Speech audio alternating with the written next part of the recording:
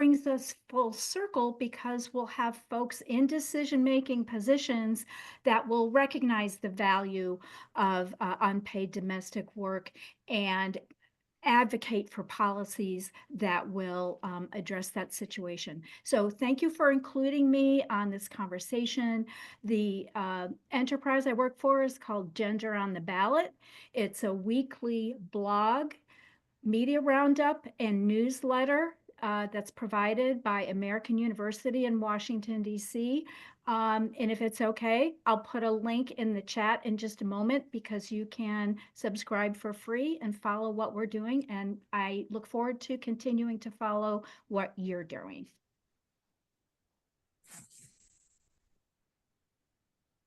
You're on mute. Thank you, Lucy. Thank you so much. And there's so much that there is to learn from you. Of course, we will follow you and just put the link in the chat box. We're going to be there. Tell us more about some story that you have on from the political front that you are leading. Share some one story that you have with you. Maybe we can learn from that. Certainly. I think, well, this is an anecdotal story that someone in a high-level policy position here in the United States was asked about addressing the child care needs of women and families in our country. And the response was, well, grandparents should do that. Well, I know grandparents love their grandchildren and of course would love to be in that mentoring and, child caring capacity, but that's just another form of unpaid work that's assumed and taken for granted. So those are the kinds of perceptions and assumptions that I think the work that you're doing and will be doing together can address, and just recognize the value of that work, but also make sure there are other options and opportunities for everybody to be expressing themselves in both family life and public life. Absolutely, absolutely. Thank you so much for sharing the story because, yeah, this needs to be addressed because the unpaid work needs to be recognized in its value because the perceived value of something has to be at par with what we do in organization. Otherwise, we always perceive it at second rated, which demeans the person who's doing it. And that needs to be come up because there has to be the sense of dignity, sense of pride in doing it. That is very important. I hand it over to Aarti. Aarti, over to you. Thank you. Thank you so much, Mona. And thank you, Lucy. Just to add to what you were talking about, so the global figures on women representation and leadership do not cross 30, which means the 70% are not women. So there is a disbalance there. And this is again skewed according to different geographies, because India being such a large country, I think we do not have women leadership beyond 11%, which means, well, the other side is not women either. So that is, these are important things that build on the entire idea. And that being said, I think it is time we invite Dr. Kishore into this conversation. Like I mentioned, he's a global economist and a policymaker, PhD finance, and he is going to lend a lot of light on this. Sir, the floor is yours.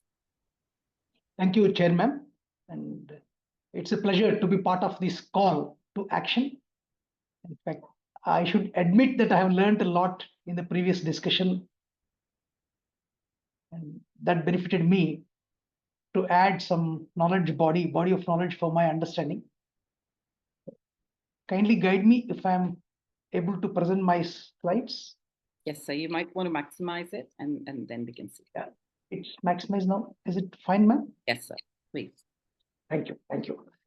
So it was a pleasure being part of two discussions now and learning a lot by reading a lot of literature, what you have put into the net in your previous discussions in various fora.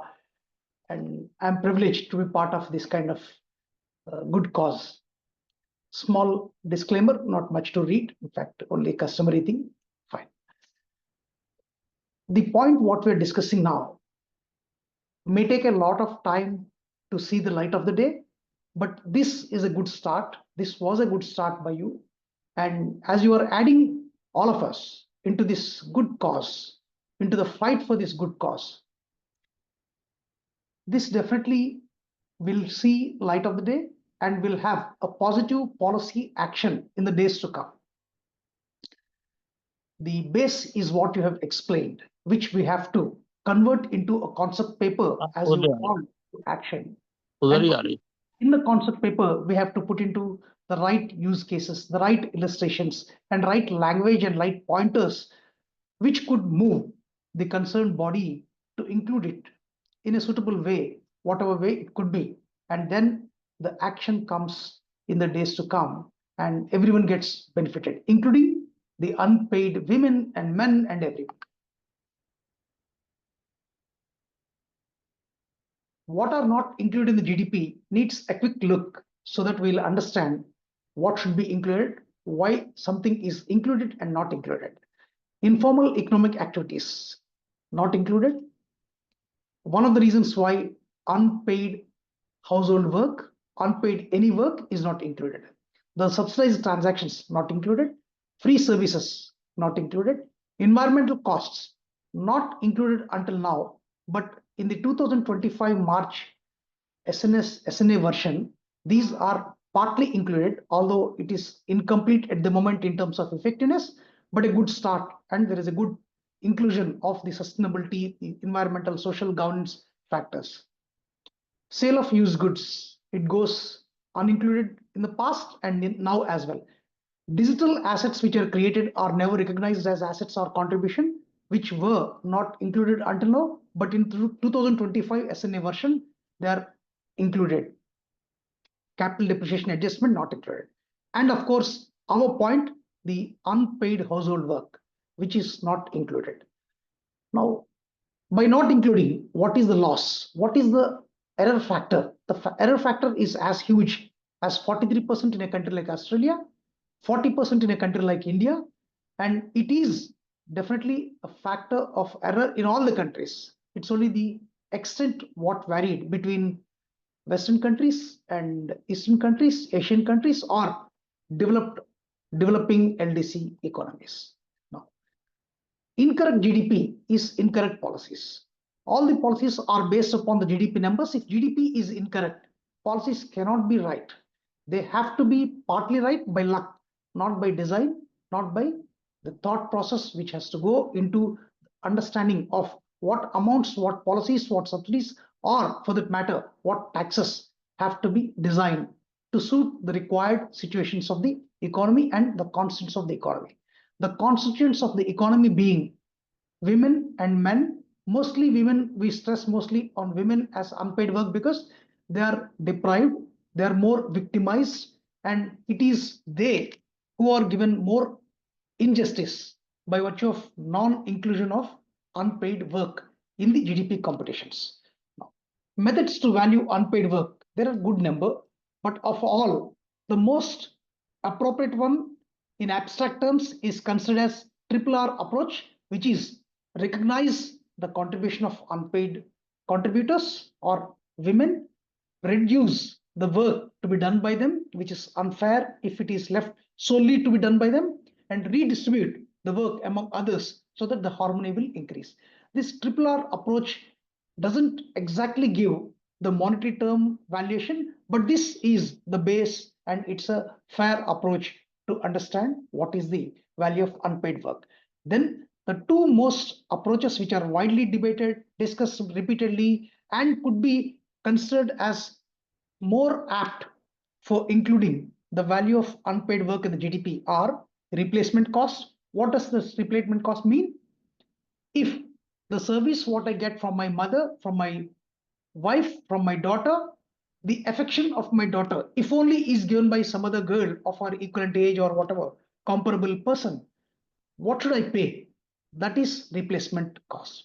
If the care what I am taken, what I am given is replaced by a professional person who would give this for a price, for a cost, for a pay, all these kind of valuations to be done on the freely received services is the replacement cost sum, which is not illogical, but suboptimal.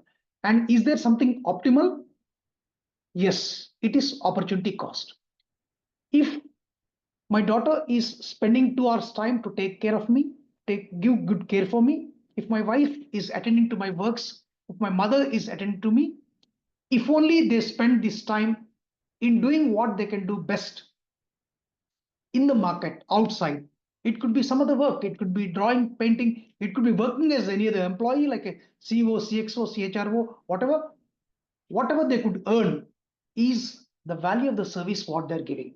The value of the service what they're giving need not be limited, need not be confined, and need not be reduced to just the care what I'm getting. It is in fact the value, the monetary value, what they can earn outside by spending the same time in the market and commanding their higher due value. That is the rightful approach, which is called opportunity cost. Let's look at the reasons what have been cited, alleged, or discussed, debated, or published, whatever. Stating non-inclusion is because of this. Number one, until 1993, of the 5 versions, including 2025 version, the system of national accounting did not mention anything about inclusion or exclusion of unpaid work in GDP. But in 1993 version, it explicitly discussed and excluded the unpaid work from GDP. Why? It said the production boundary, which is the boundary to include the constraints of GDP computation, excludes non-market based activities, and unpaid work being non-market activity need not be included. That was the version what they said. Then the challenges of data collection is mentioned as one excuse. Concern on measurement difficulties, measurement, that is data collection, measurement difficulties, and the concern expressed. And to maintain international comparability among the countries, they thought it is better to exclude. This only states from Japan to US, Europe, and down here to India and oceanic countries like Australia and New Zealand, it is all patriarchal approach which is continuing, and therefore the non-inclusion is continued at the moment. And another excuse what they said is replacement cost disturbs the family harmony and relationship. This is not totally written off, but there is a sensitive way of doing this exercise without disturbing the family harmony, and has to be done. Now, of these concerns, what are logical, what are not logical? If valued, would they run the risk of tax payment? Is one concern what they are raised. Because in the past, the captive consumption in factory in any unit was also taxed. So would that kind of thing come as a burden on the families is one question. How does this address poverty challenge? Because if the unpaid work by a poor person gets valued, again, it is her own earning capacity which is assigned than the actual value of the care what she is giving. The value of the care what she gives could be, let's say, 100 units. But because she can go out and earn only 10 units, that could be valued only at 10 units instead of at 100 units. So this anomaly could trouble the valuation exercise. Then with valuation, should it also be followed by remuneration? Okay, assuming remuneration also will be assigned and distributed, women could be shown more these kind of works and could be deprived to be accustomed to do these kind of low value works or paid works, but low value or less respectable things, keeping aside the harmony, the emotional touch, and the love, care, affection what they're actually giving, which are more valuable. Then this may increase the gap among the family members and could stress the women and families equation and the other aspects. Then if imputed income is assigned and any benefits are linked to the family income because of the valuation, majority women also, or the men who are taking care of families, may prefer to go out and work and may prefer to give less time or zero time towards the family. So how are these addressed? These are the concerns what were raised. What is the logic missed in that concerns? Sharing of family work is not division of labor. We are talking about responsibility sharing. That is why triple R is stated as a right approach, and triple R plus opportunity cost of valuation as a combo is the best formula which could be experimented, which could be implemented. Therefore, it should not be seen as labor and division. It should be seen as family work shared among the constants of the family with that same emotional cord. Health hazards in unpaid works are ignored, absolutely ignored. And there are higher health hazards in the unpaid work. It could be spinal cord issue, it could be in the cooking, the air issue, or while taking care of the household chores, the other issues, all of these things. And self-employment work of women excluded. There are many women who are undertaking self-employment, contributing to family, and this is also excluded because they are in informal sector. And now the biggest challenge is working women. They are not confined to only work like men does. A man and a woman working both come home, and the man gets into the television, newspaper, or the radio or the television, and he gets him or telephonic talk. He's engaged with that, whereas the woman rushes into the kitchen, rushes into the hall, sets everything right, and gives another equivalent contribution to the family as much as she is giving to the office. As Aarti ma'am mentioned and elaborated by Mona ma'am, she is the family CEO, CHRO, CXO, and she is contributing at family and at office. She is a dual manager. And a number of women are mother and father as well. This is rampant in the culture where women are abandoned. She's playing a dual role. She's a father, she's a mother, and fighting against the cruel society outside the family. That is hardly understood by many. And now, assuming unpaid work, informal work, self-help groups which are contributing a lot to the economy are also not included. So the logic, what is included or stated in the concerns is not completely a true logic. It is only apprehension which needs to be allayed. Now, this is a quick survey what I've done to add some value to the opportunity what Aarti ma'am and Mona ma'am have given, and our other learned speakers have also cited many of times in the previous two discussions. I did a quick check with few small sample though, to understand the perceptions of the stakeholders in the family as a constituent with CXO, members, etc. Working women, 71% of the sample said they wish they need not go out for work and take rest. What does this tell? It tells me that they're strained outside. They're strained outside. They are doing this work because they want to contribute to family. And they're taking additional burden apart from being one more CEO, one more manager at home. It's not that they're doing work, all of them are doing work happily. They're enduring. And does it mean they need to be relieved from this? No, they need to be given the due dignity, respect, and honor what they deserve. And their work burden should be eased. It can't happen at office, it can happen at family.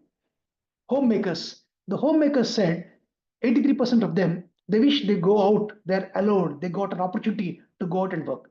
Now imagine how much burdensome they must be feeling or fed up they must be with the regular chores doing repeatedly and not being respected fully, at least as much as they deserve. Then the eldest in the family, very surprisingly, mother about daughter, mother-in-law about daughter-in-law, they have this opinion. She has nothing to do other than housework. Imagine, as Aarti ma'am has said and Mona ma'am has repeated, housework, isn't it work? It is. And they say very boldly, she has nothing to do other than housework. Children in the family feel mother is occupied so much with work and she has little time to take care of me, to give me love, to spend time with me, to play with me, be it at office, be it on the household work.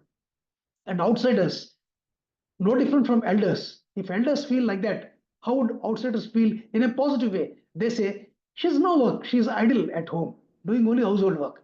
Doing only household work. That's the phrase what the majority sample used. And work colleagues, she's lucky she got work here and her family has two incomes. It's not donation, she's not getting donation. There's no charity, she's contributing, she's slogging, but it is ignored. It is satirically understood. And neighbors, she's so egoistic because she works, she earns. This is the lack of empathy, sympathy, what we find in the perceptions of the people around. We have to change at our end, and people around us have to change. Only then can this cause what you're championing with so much of effort, spending time, money, coordinating with other like-minded people, and trying to bring a concept paper will succeed. Okay, I'll not spend this because this got repeated there. And all the sum and substance is 2020, 2024. There is not much of difference. It's hardly in 0.001 or 0.01% that women are spending more time than men and contributing to the household. in summary, there are two kinds of works which unpaid workers, men, women are doing, mostly women. One, childcare. What is it? It is education of the children. It is a service deserving to be valued. Two, family care. What is it? It is healthcare. When education, healthcare are included, childcare and family care are also deserving to be included. And a call to the action. I respond to your call, Arti ma'am. I respond to the rightful call which is made and as championed by Mona ma'am. The call to arms and action deserves the response. To value or not? Yes, we have to value the unpaid work. What data to collect? We may collect the data about their actual time use and the contribution. How to collect? We can use the AI tools, we can use the other, we can use the present time source data, whatever we're using. What method to value? Opportunity cost is the rightful method. We can also flexibly modify it to suit the better metrics, whatever they are, and to make it more practicable. And what about time poverty? Women spending time hardly have time to take care of themselves. They age faster. My wife looks slightly older to me. Why? Because she doesn't have time to take care of herself. So this time poverty needs to be eradicated as early as possible. How to justify the contribution? Yes, this has to be justified by giving their due regards and respects, and like how you mentioned last time, policies have to be designed. Let healthcare be free for them. Let the women required items be subsidized, or rather, tax be lowered rightfully so that they get access to what they need, which they're sacrificing because some of them are expensive and they could not afford. Let them be within the reach of their affordability. And how do we address the social or societal mindset issues? Let the cruelty in the society be killed to the extent possible. What's the role and responsibility of the government? Government has to play the elder mother, elder father, elder brother, elder sister role in bringing the policies, undertaking this action, and even if the global GDP computations do not include or are yet to start including, government can say that, like Bhutan case, how you explain the happiness quotient, can say for our internal policies, internal subsidy allotments, other programs, we include this unpaid work also. While we may publish SNA, adhering accounts and GDP numbers for our own internal consumption and rightful programs, we understand what is the value of unpaid work, and therefore we adopt a rightful approach of remunerating, of giving dignity and respect to the unpaid workers. Now, it's not duty, it is responsibility, and surely it's not charity. Thank you, one and all. Amazing, sir. Amazing. I last time also Amazing. I had said the same thing, that thank you for upgrading us in a span of 10 minutes. I think this was round 2 in the second gathering. So thank you so much. In fact, I was just thinking that while you were mentioning that women have a lot more opportunity, let's say in the urban setting, even the India figures point exactly in that direction, specifically in the context of entrepreneurship, that the urban women are more entrepreneurial than rural women because there's lack of opportunity in the cultural fabric in itself. So, I mean, the way you've spoken about some very intangible concepts, I can almost feel confident. I can hear the language in my head that how are we going to translate those intangible elements into tangible parameters as far as the inclusion is concerned. So time poverty, it's one of the most beautiful concepts I've heard. I've never heard of this before, sir. Thank you Absolutely. I so much. love the concept, and Very I nice. really love the time poverty, a new term that you have come Yes. up with. We just tell us we are, all of us, sometimes the way we are going, we just do not have the time. And Right. that is of essence, that time. Yes. Yes, sir. Please go ahead. It is an existing concept, ma'am. Yes. Not existing concept, not much debated. As you rightly said, needs more debate, more action on it. Your call to action includes this as well. And I'm Amazing. happy to be Thank part you. of this. Thank Thank you. you so much, sir. Thank you so much. And in fact, before we move ahead, I think this was so rich and this was such a huge direction that's been built by Dr. Kishore for all of us. What we have next is a group activity, but right before that, I'd like to invite Dr. Chakradhar as well. He is not just a very dear friend, he's been supporting us in many, many initiatives, ranging from what we're doing at CSW to the energy transition space. He's currently a professor of practice at BITS Dubai, and comes in with a huge experience in the mechanical engineering space. Of course, he has a PhD in the subject. So, Dr. Chakradhar, over to you. Do share a story that provides further direction in how we move into the breakout room, or maybe because it's a small group, we'll just stay outside and throw the questions. Yes. Yeah. So. We can have that slide as we go forward. That's as I go forward. Absolutely. So I'm going to take you through my life. What I have seen. Do you guys have affordable used cars? Hi, sir. I'm going to take you through a little bit of my life. So I remember as a 3-year-old, my mother carrying me and my kid sister running from the circus because a tiger became loose. I remember this great grand aunt who would always sit outside looking where we are walking around, roaming, or are we being provided for. She used to provide us chocolates and encouragement and allow us to be ourselves. Or remembering the grandfathers teaching me math, physics, and chess. My elder sisters and elder brother providing me textbooks, which helped me explore much before the what was happening in school. Or I remember most fondly my mother sitting behind me. I kind of think of it as guarding me and guiding me as I sat in a corner reading and poring over books. And I always felt that she was there. And later, she used to tell me that she used to start off when I used to sit down for study, but she would walk away from there. But I would always feel that she's sitting there. Then there are hundreds of instances of kindness, care over the years from friends and strangers now who become friends from across all the 5 continents. So our journeys are replete with guidance which is unpaid for. As we go into the breakout rooms or as we sit down to consider, think through your own lives on instances such as this, how your life has become richer because of what you have received from others. And so with that, maybe the questions we can put forward. What would you consider unpaid work to be? What is it that you see, you can identify? And what are the implications of this unpaid work? What do you recommend that we do together? In a framework or in a call to action as a way to bring measurement, as Dr. Kishore was saying.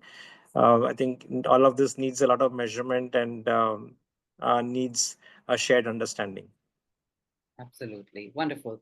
Thank you so much for that story. And that is so beautifully said, that everything that actually matters to us in life has never been paid for. Those are the building blocks of us as a society. And it demands that we relook at the whole idea of what we hold sacred, how we hold the sacred enough. These are the Right. questions on our screen. I'm going to stop sharing, and in a moment, I'm going to pop up the questions in the chat box as well. So we had actually planned to get into breakout rooms. So I would actually request everybody to just put their cameras on for a moment, if that's all right. Maybe what we can do is do the exercise in this open space. Does everybody agree? Shall we? Maybe smaller rooms will be useful in amplifying. Okay. Okay. So maybe we say two yeah, rooms. Are 2 rooms okay? Is that maybe 3 rooms, as 3 or 4 as planned is fine.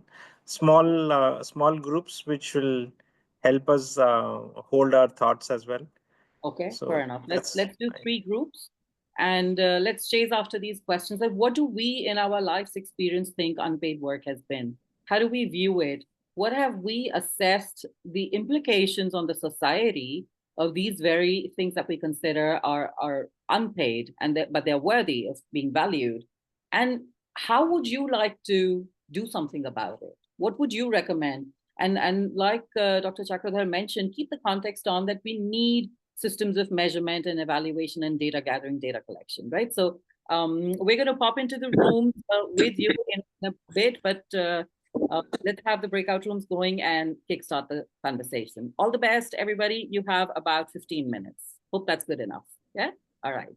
Here goes. We are doing 3. Oh no, hang on. We're doing about 3 rooms. Okay.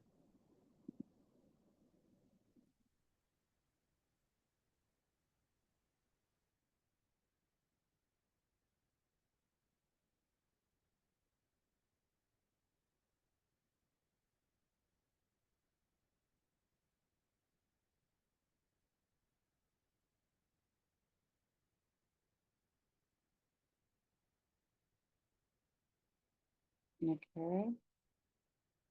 Laurie, can we request you to move into the breakout room, please? And yeah. Yes. Okay. So Mona, we can stop the recording for a bit.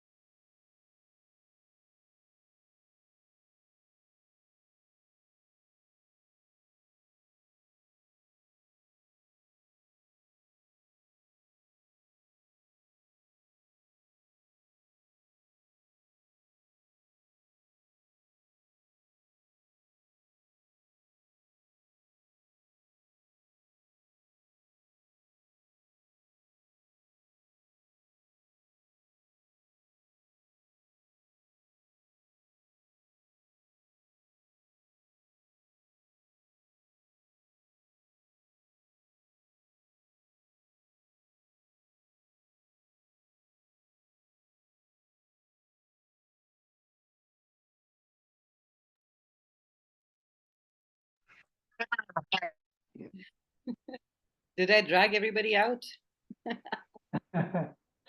I think few are yet to join, ma'am. Maybe.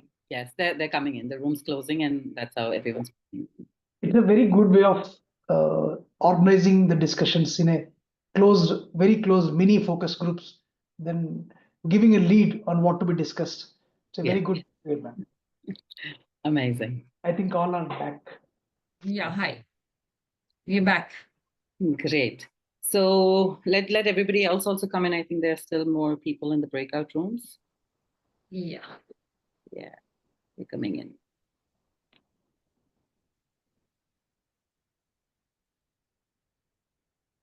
Okay, breakout rooms. Mhm. I think room 2 is still at it. All right, we'll give them like, okay, they're all coming back in. They're coming. Fantastic. Yes, they come. Thank you. Fantastic.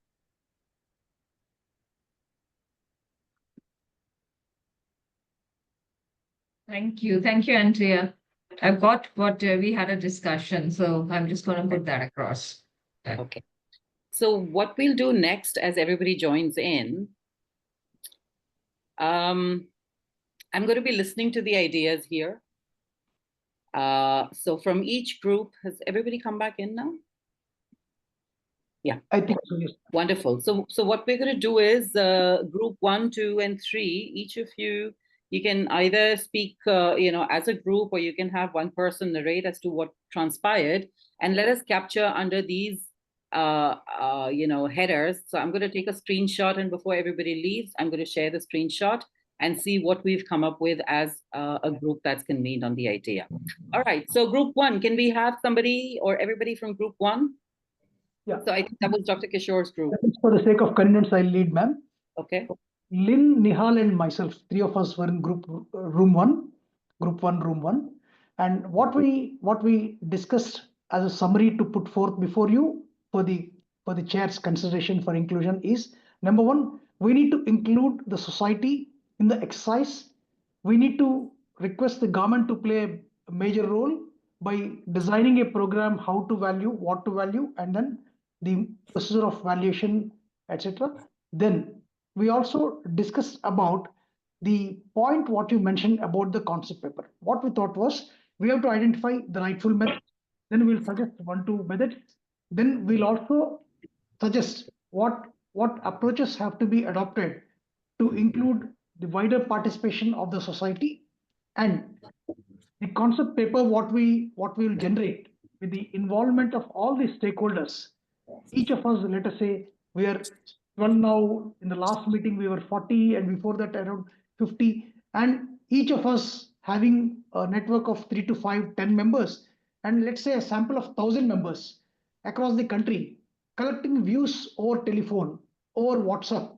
We'll have a structured mechanism, structured questionnaire, which will include and share among all of our members with your approval subsequently. And that 5-pointer, 10-pointer questionnaire will be administered by everyone over telephone to talk to our known persons across the country. And then we collect the data. We'll have a target of collecting data from 1,000 members from various sections, walks of life, etc.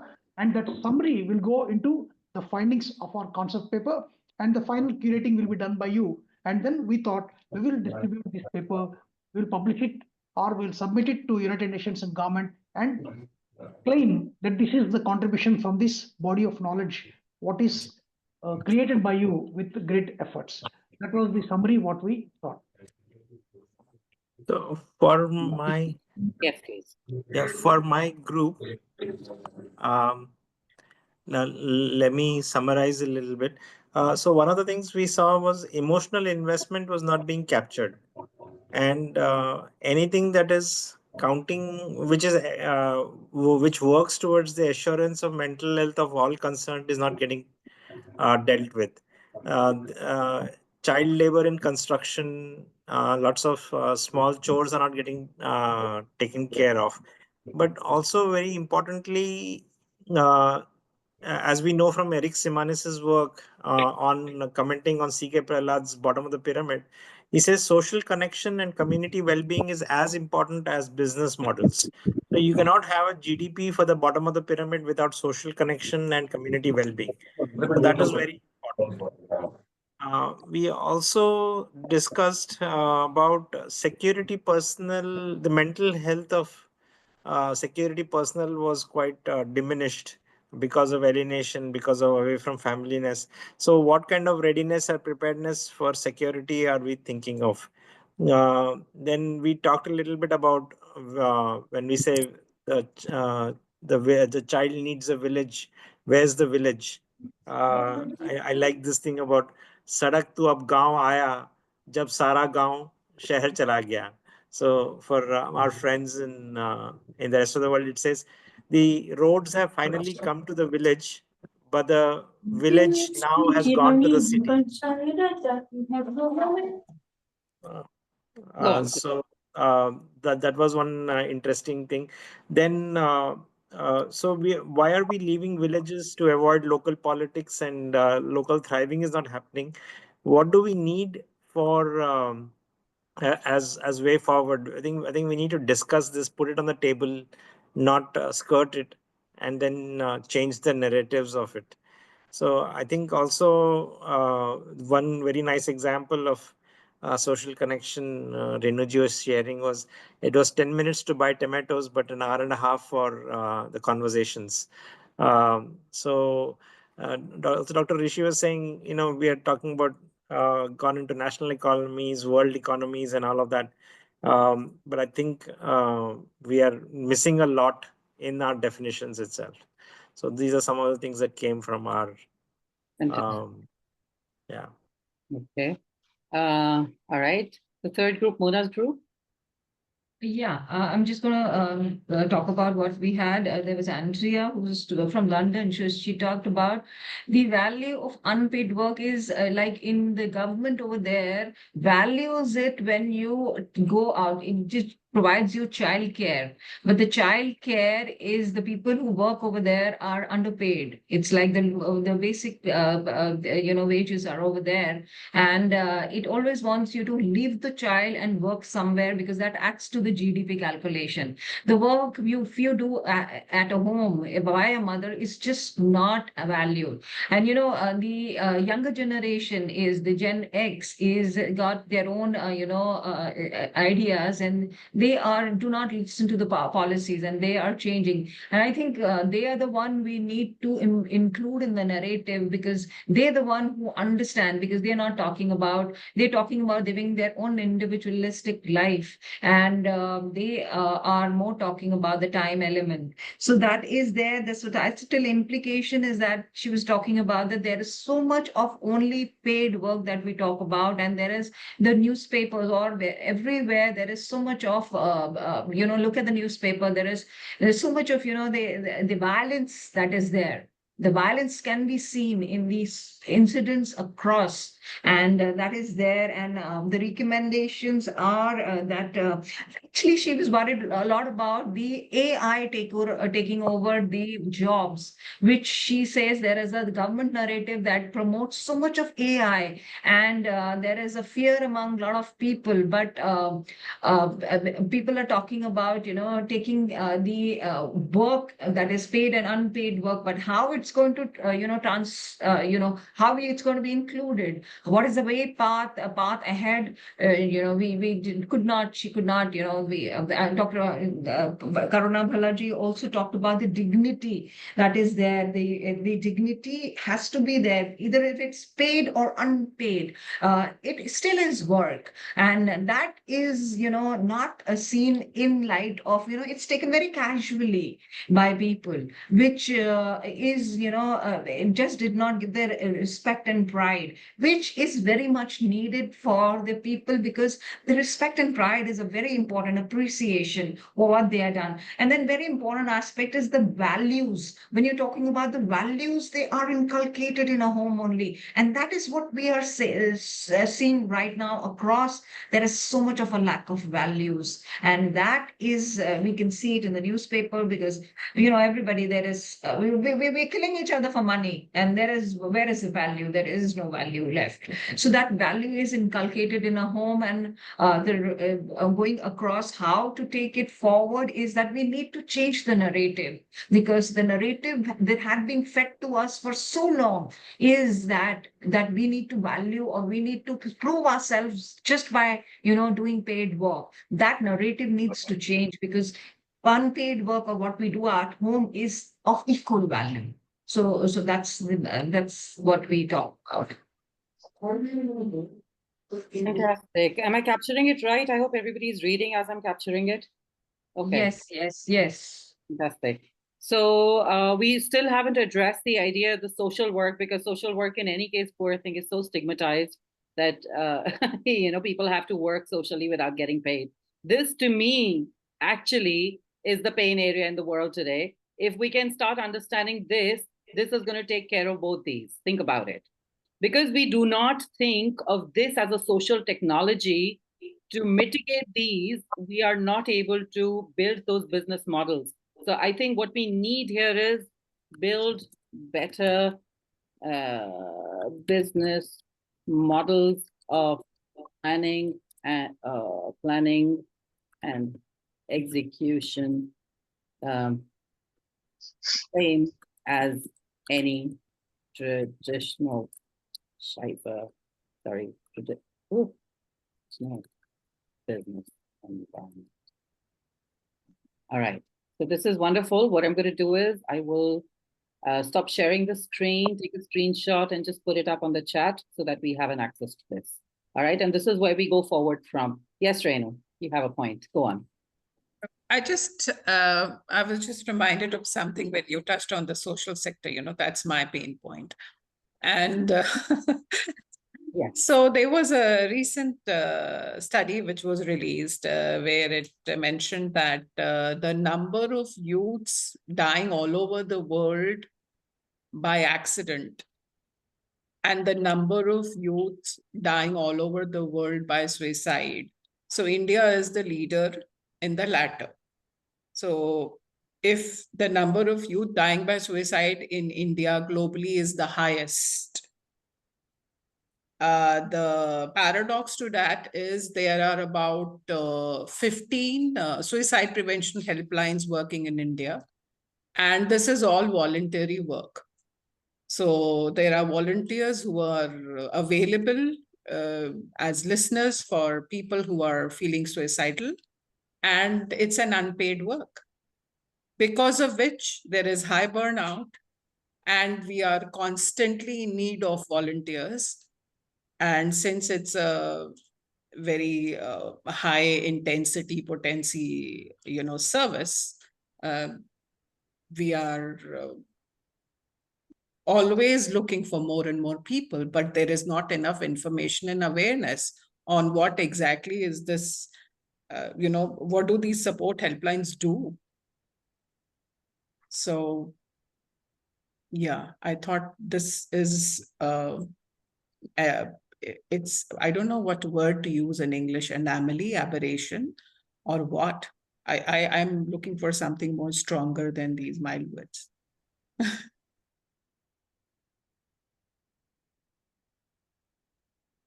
Make sense?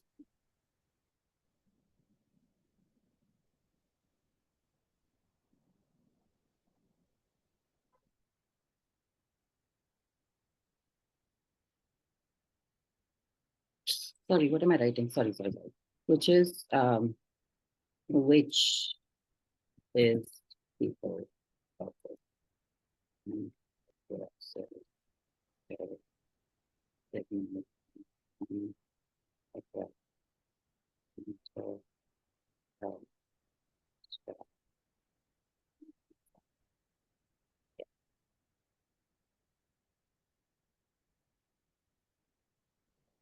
Okay, this looks like a beautiful mess for us to start with, right?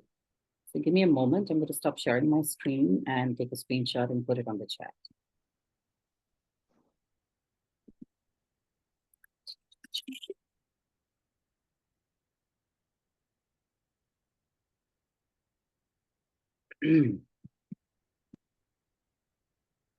All right, so this is a beautiful activity. 247. Let's put this here.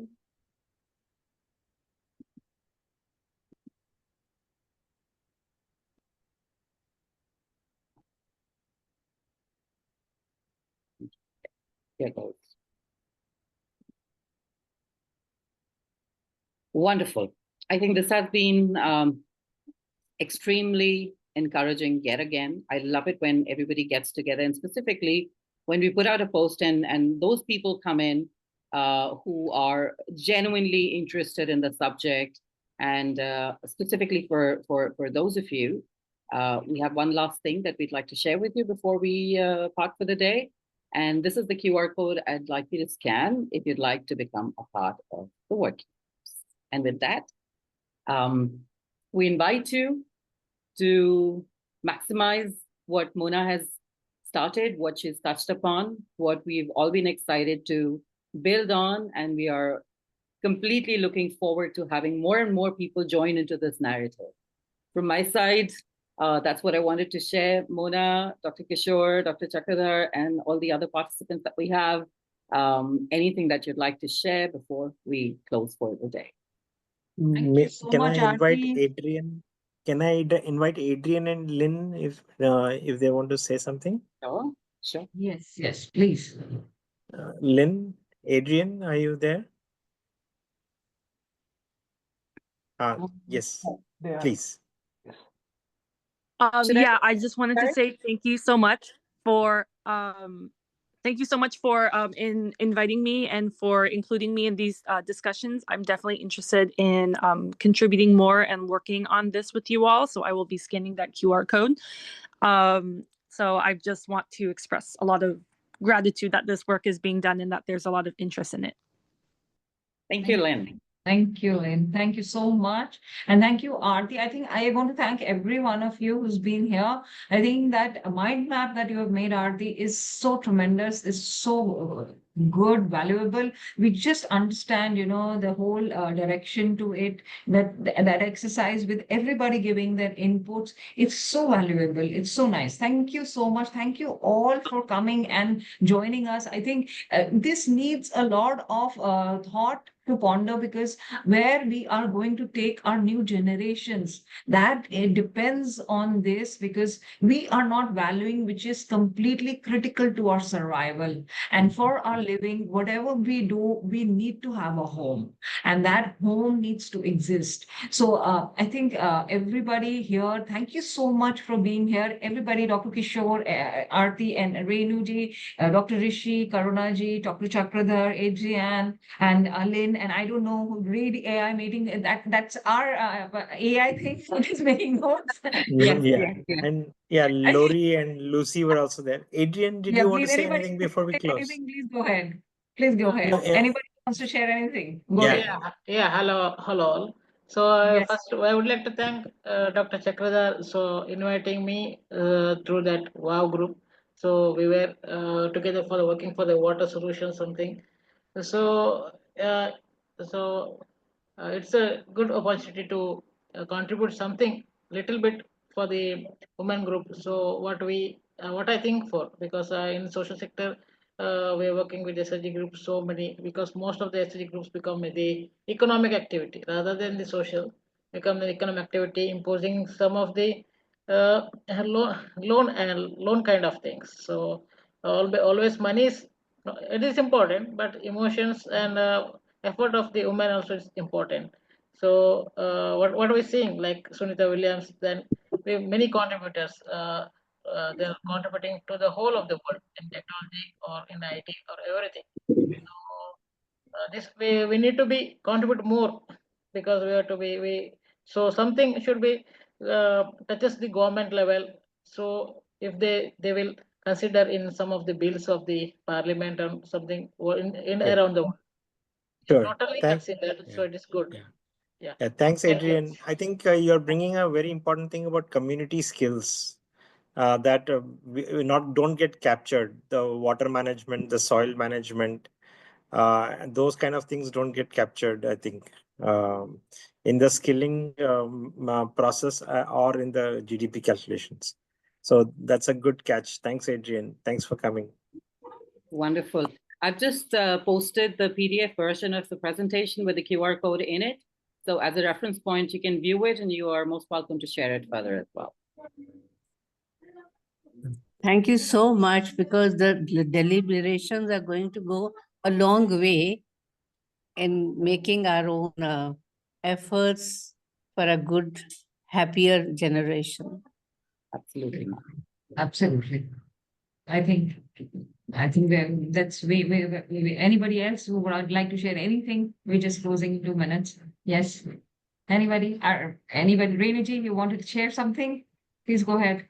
No, I'm just coming to India next week. So I don't know, Monaji, if you are in Noida, I can come and meet you. My daughter I'm lives in in Noida. Noida. Lovely. I stay in Noida. Lovely. It'll be a pleasure. Absolutely. It will be a pleasure. Let's meet. I think we can talk about so many things. Thank you so much. Thank you, everybody. I think it's getting late. And I thank all of you for your thoughts. Thank you so much for your presence. Okay, bye. Take care. Have a Take care. wonderful Bye.